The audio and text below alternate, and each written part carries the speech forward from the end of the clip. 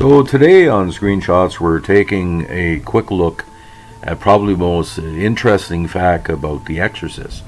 Not only was it the first Oscar-nominated horror movie, it changed the way we looked at the large-scale box office even before Jaws. It was a sensation in all parts of North America, across the world. William Friedkin's production had a great cast.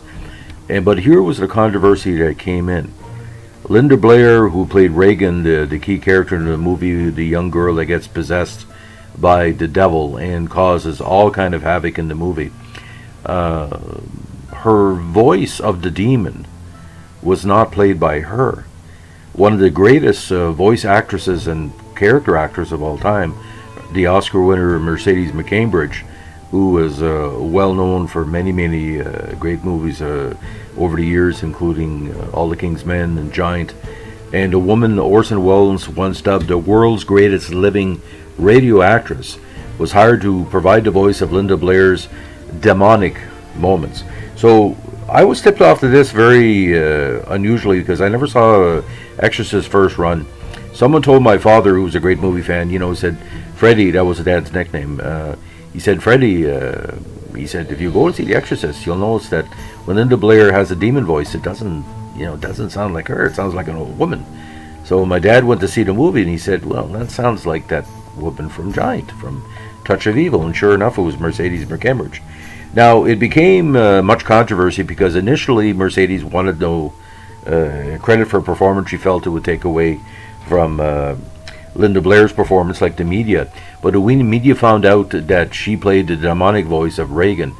And when she eventually got a Best Supporting Actress nomination, not Mercedes McCambridge, but Linda Blair, all hell kind of broke loose. Mercedes changed his mind and basically said, I may have to take legal action to put my name back in the credits.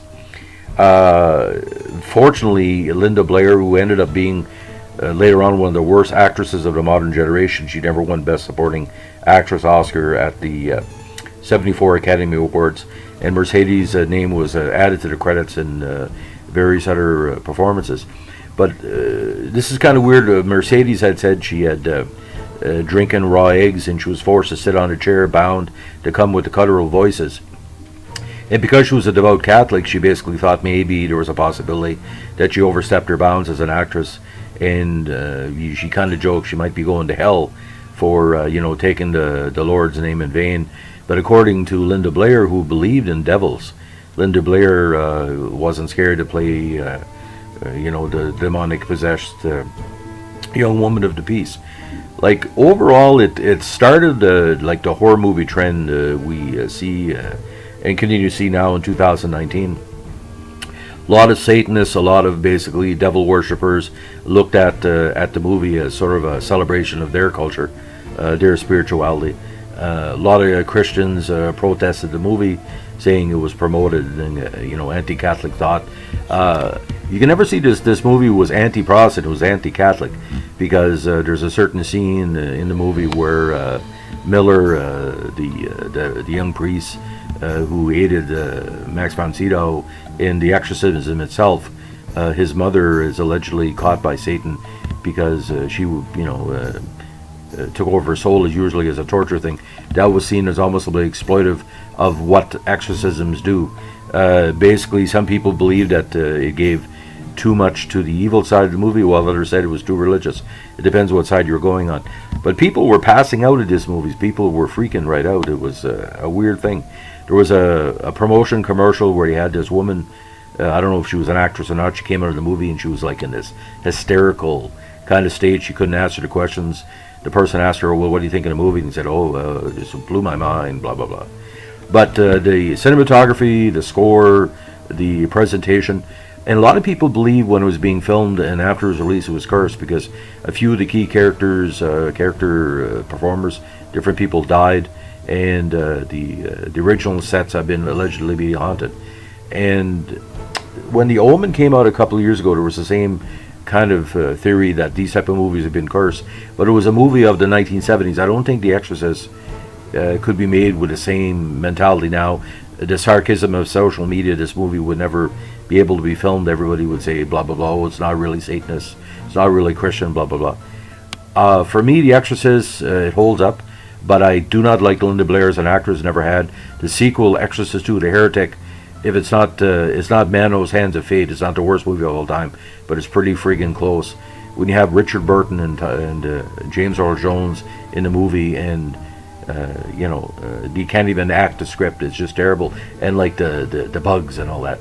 Anyway, that's another story for another podcast. So Oscar's recognition of The Exorcist was very important, but I really think it should have been a co-nomination for Mercedes and Linda Blair. But even now with Andy Serkis, how do you recognize voice or what do you call computer activated actors? Andy Serkis has been in a lot of productions. For some, he's one of the best character actors of all time, but it's motion capture. It's not him in the scene. It's like his actions and stuff. So, but it, like I said, it changed Hollywood forever, and that's a good thing. We need a little bit of shake-up every once in a while. So you have a chance. There's the various articles on Exorcist all out there, documentaries. There's various, not say sequels and side sequels, and Max von Sydow in there. He brings it all together because Max von Sydow, the connection with the Bergman films, the religious connotation. There's a lot going on in the movie. You have to see it 10 or 15 times. There's subtext and there's subgenres and there's all kind of different stuff going on. So on this snowy New Brunswick day, we tell you to keep your stick in the ice, and if you see the devil in your travels, well, just bring out some holy water, because that seems to work a lot better than just saying, "Oh, get thee hence, devil." Holy water can work in the right context, spiritually speaking. Have a good day. Bye.